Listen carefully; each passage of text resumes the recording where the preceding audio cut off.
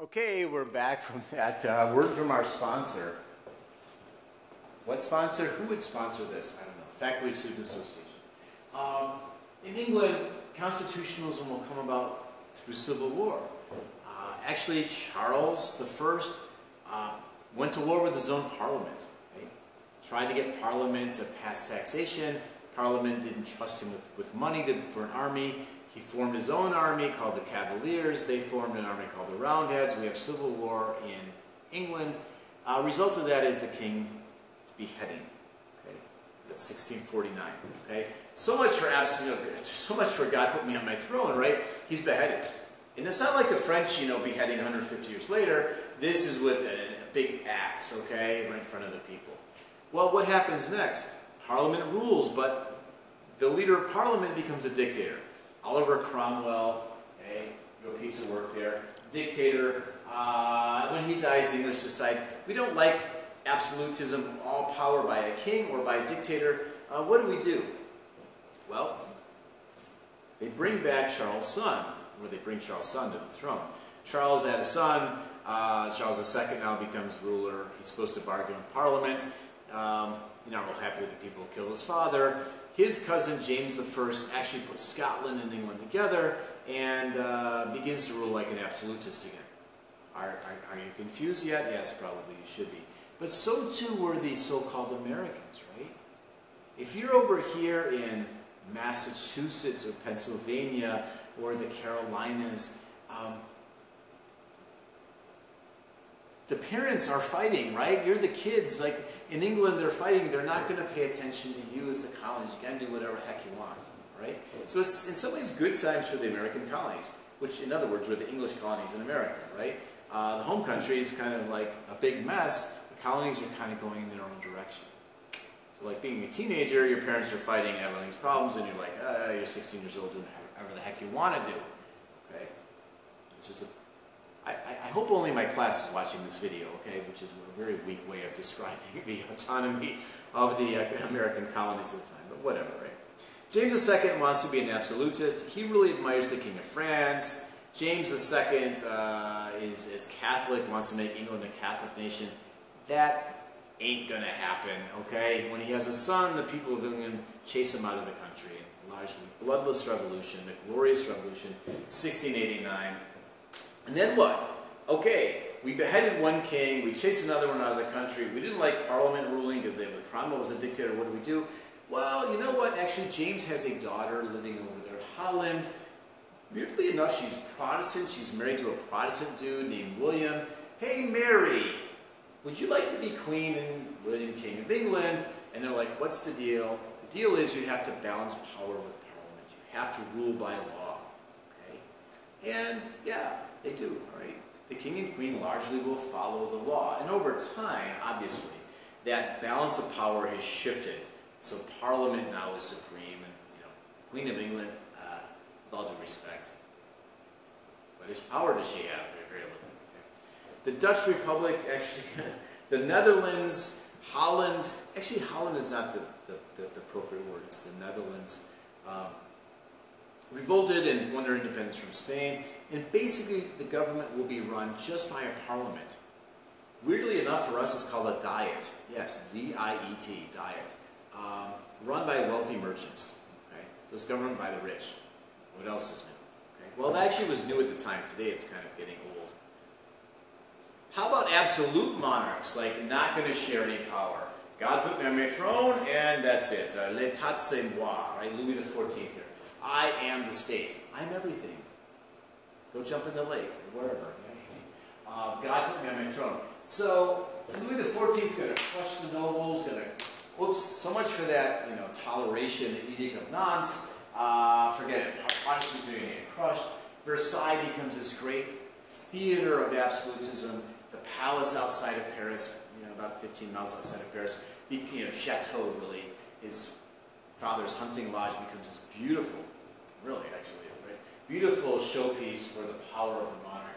France by this time very powerful. Louis XIV, XIV, right? 10, 1, 5 means 14.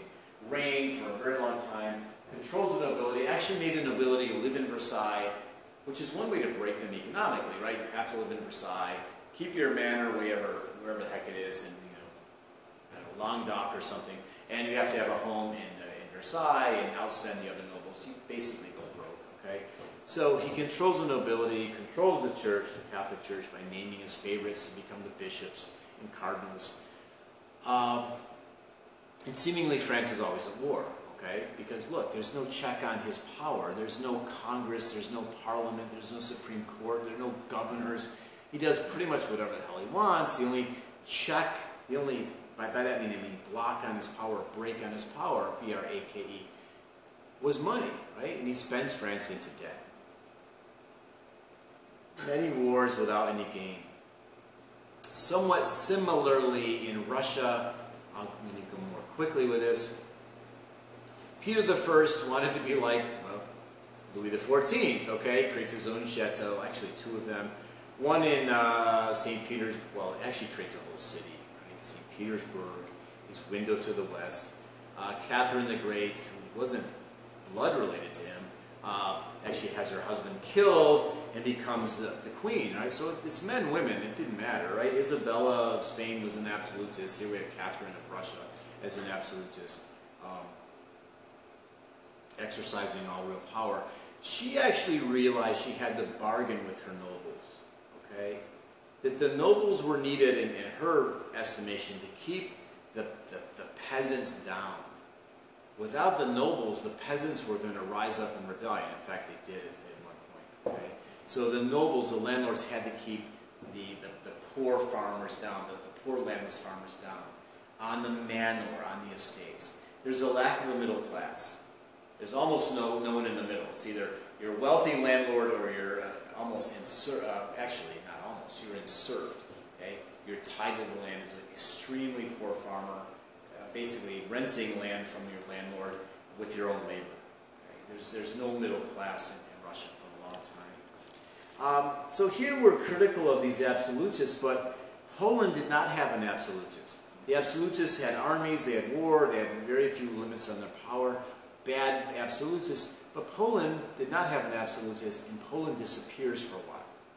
Russia, Austria, and Prussia, that's with a P, the core of Germany, divide up Poland over time, and Poland disappears. The Polish people know, right? Polish culture know, but Poland as a nation disappears for a time. European nations will actually gain strength by competing with one another. There's a whole 30 years bloody war that starts off as a religious contest. It's really more about a balance of power. Okay? Who will be the most powerful nation in Europe? And by the end of this war, 1648, nations of Europe are largely balanced for a time. Okay? The 7 Years' War becomes the First World War. Don't repeat that, but it's a global struggle fought even close to where I'm standing. Okay? Almost, I'm in Western Europe, but almost, Western Pennsylvania, Pittsburgh, which was actually a French fort at the time. Americans would call this the French and Indian War, but that's just one theater of a global struggle that took place in Europe, off the coast of Africa and India. So, nations became stronger militarily by competing with each other. They made better weapons and better weapons and better weapons. They had to gain wealth. They had to tax their people. They engaged in mercantilism. Like anything in this country that we, how can I define mercantilism quickly? We'll sell to anybody, right? But we won't buy from anyone but our own people. So we'll either grow it or make it in the home country, the mother country, or the colonies. So if we don't have, if we don't have beaver pelts, we'll bring them in from our colonies in Canada or something. Okay? So we'll either bring it in from our colonies or from the metropole, the mother country. We won't buy from any other nation. We'll just sell to them. That way we'll just gain more and more and more money. That theory doesn't work. Okay? Take macroeconomics sometime and you'll figure out why. Comparative advantage. You really should do what you're best at in trade rather than engage in mercantilism. Actually, Adam Smith came up with that idea. This doesn't really working way back in 1776. Speaking of economics, do you see the growth of capitalism? Okay, this quest for profit, private gain, private profit. Okay, populations going up. largely because of American food crops. What does that mean? Potatoes, corn, beans, squash, maybe chocolate. I don't know if that had a big impact on population. But these new foods that had at least caloric value, calories coming in, well, not really being imported, but grown. It originated in the Americas, now grown in Europe. I mean, you know, people think the potato came from Ireland or something. No, it actually came from Peru, South America, but grown in Ireland. It grows pretty easily, provides calories, if not a lot of nutrition. Okay? So population is going to go up. So there's increasing demand for stuff. The market is growing, the demand for consumer goods. Joint stock companies, which were essentially corporations, begin to engage in global trade, bringing luxury items in from the Americas or Asia for the wealthy 1 or 2% of Europeans. Cottage industry, we're not yet in a factory system, but people make things in their homes. The way the cottage industry works, we'll talk about this in a future chapter. If I have a bunch of wool, I bring it to you in the cottage, and you, as the woman, turn that wool into basically yarn, and the man, you weave it into cloth, and then I pick it up and pay you by the piece. Okay? And then I sell it to this growing market of people who are now well fed, and the next thing they need is clothing. Okay? So this is before the Industrial Revolution, before that shifts to factories, stuff is being made in the home. So now all you do all day is spin, okay? You turn wool and eventually cotton into thread or weave it into cloth. You don't farm anymore. You get paid, and with that money you buy the food. Okay? So we see this kind of proto-industrial era, this pre-industrial era. Pause button. For the last part of this chapter, new scientific thinking. Okay? Men, and it is mostly men at this time because not that men were smarter, just men had the privilege that women typically did not, unless you were Catherine the Great, to engage in scientific thinking. Okay. So we'll see new ways of thinking about nature in astronomy and physics that will challenge traditional authority, that will challenge the way people in Europe had thought for a very, very, very long time, like over 2,000 years. Okay? Europeans, slowly, and again, it's just the privileged, but not the wealthiest people. My gosh, one of them is a Polish priest. He didn't have much money, but he did have leisure time to think about how the solar system worked, which they wouldn't have called the solar system at the time, Copernicus. But these were men who had the leisure time and the intelligence to begin to look at nature carefully and observe and trust mathematics. And eventually, they'll develop a conception that we have today, that the universe is kind of is basically a machine. Okay? It's matter in motion, and that motion can be described mathematically. It's predictable, right? And right now, at least I am trusting science, right? Maybe not so much astronomy at the moment, but how science and the scientific method can bring about a vaccine for COVID-19. I'm trusting science. That's why I'm YouTubing this instead of, you know, speaking loudly and shedding viral particles on you, okay, so you would breathe them in, right? We're trusting science. And this really begins about 500 years ago, at least for Western civilization, in Europe. What will happen eventually, in another chapter and in another century, scientific principles will be applied to society. So it's not just like, why do apples fall downward from trees? It's like, what would be the best form of economy? What's the best form of government?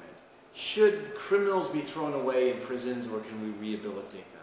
Is slavery really justifiable? Okay? So we'll see the birth eventually. This is more of the 1700s, right? This is Ben Franklin's era, 18th century, of the social sciences. Okay? But first, we're going to start with reconception of the universe. And going way back with Aristotle, a Greek guy who lived like 2,300 years ago. So even if you live in the year 1500, Aristotle had been dead for a long time, right? Like 1,800 years. Well, Aristotle said all motion on Earth is in straight lines, and all motion beyond Earth is in circles, and that the sun went around the Earth, and all these kind of... He was this really smart guy, but he had it wrong, okay? Another guy actually named Ptolemy a few generations later said, no, I really think the sun is at the center. But he didn't really get much play, much publicity for that. Until, about 1700 years later, when Copernicus, a Polish priest who believed in God's perfect creation, said, you know, when I kind of look at the planets, I can see, there's no telescope yet, this doesn't really work right, okay? It would work much better if the sun is at the center and the earth goes around it. I think that's actually what happens, right? And he publishes this. He waits until the year he dies, actually, to publish, because he knows he's going to catch hell from everybody. Because he's Catholic, he actually catches literal hell from the Protestants, like Luther and Calvin, by the way. How dare that Catholic question the Word of God? The Bible says the earth is at the center of the universe. I'm not so sure you quoted that correctly, folks, but anyway. Puts the sun at the center. This is revolutionary thinking, right? Called the Copernican Revolution, a sun-centered, a heliocentric universe. Yeah, criticism there. Well, that just opens up everything, right? We can begin to observe nature. We're not just going to trust the Bible. Apparently what it says, I'm not sure it said a whole lot about how the universe, functioned materially. Or Aristotle, who'd been dead for a long time. Let's go out and observe, right? A guy named Kepler. Actually had really poor eyesight, but he inherited a lot of notes, a lot of data from an astronomer named Tycho Brahe. And he crunched the numbers. I mean, Kepler's a great mathematician. He's like, I think that Copernicus was right.